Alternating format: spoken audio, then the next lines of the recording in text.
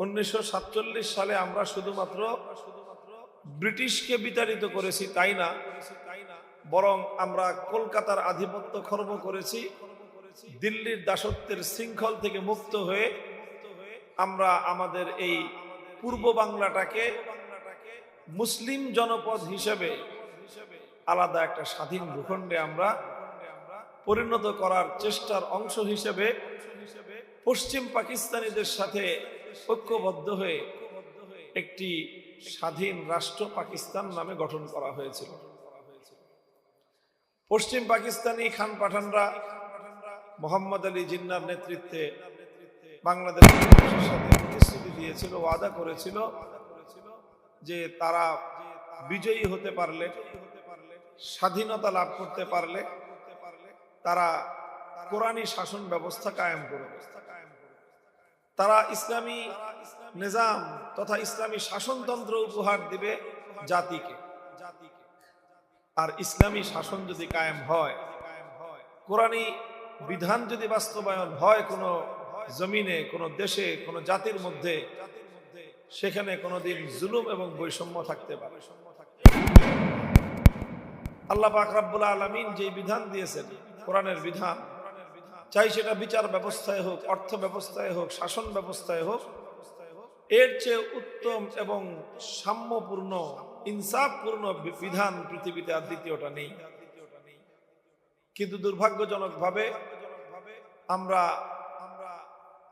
দিল্লিকে পরাজিত করলাম, কলকাতাকে ঝাঁটাপেটা করে বিদায় করলাম, আর ব্রিটিশ বেনিয়াদেরকে তো ঝাড়ু দিয়ে পিটায় খেদায় দিলাম, সবকিছু করলাম।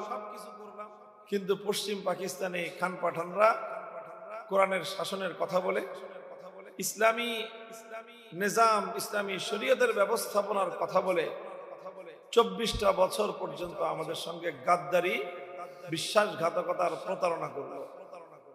কথা ছিল আমাদেরকে সাম্য এবং ইনসাফের ব্যবস্থা তারা উপহার দিবে, ইসলামী শাসনতন্ত্র অনুযায়ী দেশ পরিচালনা করবে। 24 বছর পর্যন্ত তারা সেটা করল। 1947 সালের স্বাধীনতার পর এদেশের আলেম সমাজ ঐক্যবদ্ধ হয়ে, গোটা আলেম সমাজ ঐক্যবদ্ধ হয়ে, সকল চিন্তার, সকল ভাবনার আলেমরা ঐক্যবদ্ধ হয়ে একটা ইসলামী শাসনতন্ত্রের রূপরেখা তৈরি করে সরকারের কাছে দিল। সরকার তখন বলল, এটা তো মাত্র শিশু রাষ্ট্র, আরো কিছুদিন যাক, শিশু রাষ্ট্র, এক্ষুনি এটা ইসলামী শাসনের মতো এই কঠিন ব্যবস্থা এই শিশু রাষ্ট্রে চলবে না, এই রাষ্ট্রটা একটু বড় হোক, তারপরে আস্তে আস্তে আমরা কোরআনী শাসন কায়েম করব। দিন যায়, মাস গড়ায়, বছর পেরিয়ে যুগ পার হয়, কিন্তু এই শিশু আর বড় হয় না। 12 বছর গেল, 15 বছর গেল, এটা বালেগ হয় না। 18 বছরেও সাবালক হয় না। 24 বছর হয়ে গেছে, জিজ্ঞাসা করা হলো, তোর শিশু বড় হয়েছে? কয় না, এটা এখনো বড় হয় না। শাইখুল হাদিস রাহমাতুল্লাহ আলাইহি বলতেন, যেই পোলা 24 বছরেও সাবালক হয় না, ও আর 90 বছরেও সাবালক হয়, ওটা প্রতিবন্ধী থাকবে। তো 24 বছর আমরা দেখলাম এই বুইরা ছাগল, এটা আর খাটাস হয়ে গেল, কিন্তু সাবালক হয়ে গেল। শেষ পর্যন্ত 1971-এর মুক্তিযুদ্ধের মধ্য দিয়ে এই সকল ধোঁকাবাজ, প্রতারক, শাসনের নামে শোষণকারী, বাংলাদেশের 7 কোটি মানুষের অধিকার হরণকারী, চরম বৈষম্য প্রদর্শনকারী পশ্চিম পাকিস্তানি খান পাঠানদেরকে ঝাঁটাপেটা করে বিদায় করা হয়।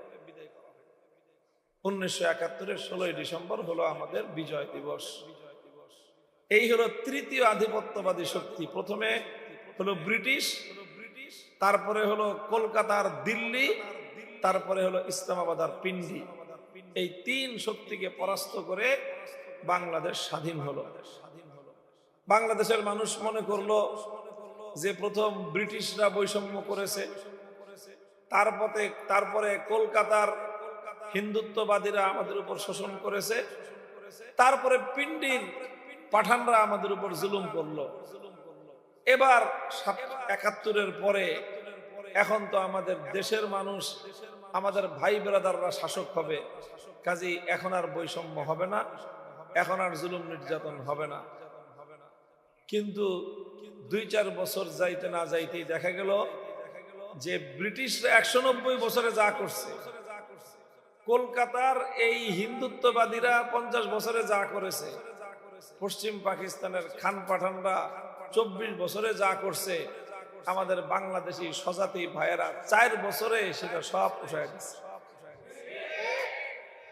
এমন জুলুম করা করলো, 74-এ এমন দুর্ভিক্ষ হলো, আর এই খাওয়ার দল, চাটার দল এরকম খাইলো আর এরকম চাটলো যে সৃষ্টির শ্রেষ্ঠ জীব আশরাফুল মাখলুকাত বনি আদম, এরা বিভিন্ন ডাস্টবিনের মধ্যে কুকুরের সাথে কারাকারি করে খাবার খেতে হয়েছে। এইরকম অবস্থা হলো। এরপরে চলতে চলতে আজ 2025 সাল পর্যন্ত 55 বছর কাটলো। আসলে মূলত স্বাধীনতা পেয়েছি আমরা, ঠিক আমরা স্বাধীনতা পেয়েছি একটা পতাকার আর একটা মানচিত্র। মানচিত্র স্বাধীন হয়েছে, পতাকা স্বাধীন হয়েছে, এই দেশ এবং জাতি আজও স্বাধীন হয়। দেশ স্বাধীন হবে কোত্থেকে? দেশের ব্যবস্থা তো বদলায় নাই। এখনো বাংলাদেশের আদালতগুলো চলে গোলামীর বিচার ব্যবস্থা দিয়ে। পার্লামেন্ট থেকে নিয়ে শুরু করে সচিবালয় পর্যন্ত গোটা প্রশাসন চলে গোলামীর শাসন ব্যবস্থা দিয়ে। অর্থ ব্যবস্থা গোটাটাই চলে পুঁজিবাদী গোলামীর অর্থ ব্যবস্থা দিয়ে। স্কুল থেকে নিয়ে ভার্সিটি পর্যন্ত জাতীয় শিক্ষা ব্যবস্থা পুরাটাই গোলামীর শিক্ষা ব্যবস্থা। তো যেই জাতির হাত, পাও, মাথা, চোখ, কান সবই গোলামীর, সেই জাতি স্বাধীনতার গান গাইতে পারে, বিজয় দিবস উদযাপন করতে পারে, কিন্তু প্রকৃত স্বাধীনতার সুফল ভোগ করতে পারে না। আজ আমাদের হয়েছে ওই অবস্থা। প্রত্যেকটা ক্ষেত্রেই আমরা গোলামীর শৃঙ্খলে আবদ্ধ। একটা বিচার ব্যবস্থা আছে, এই বিচার ব্যবস্থা নিয়ে যতই আলোচনা করেন, এর সর্বশেষ কথা হলো এই টাকা আছে যার, বিচার আছে তার। টাকা আছে যার, জামিন আছে তার। টাকা আছে যার, মামলা আছে তার। টাকা আছে যার, উকিল ব্যারিস্টার আছে তার।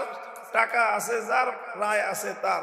তোমার টাকাও নাই, জামিনও নাই, টাকাও নাই, মামলাও নাই, টাকাও নাই, জজ ব্যারিস্টার উকিলও তোমার পক্ষে নাই, তোমার পক্ষে। আর এই বিচার ব্যবস্থা থেকে ন্যায় বিচার পাওয়া সম্ভব।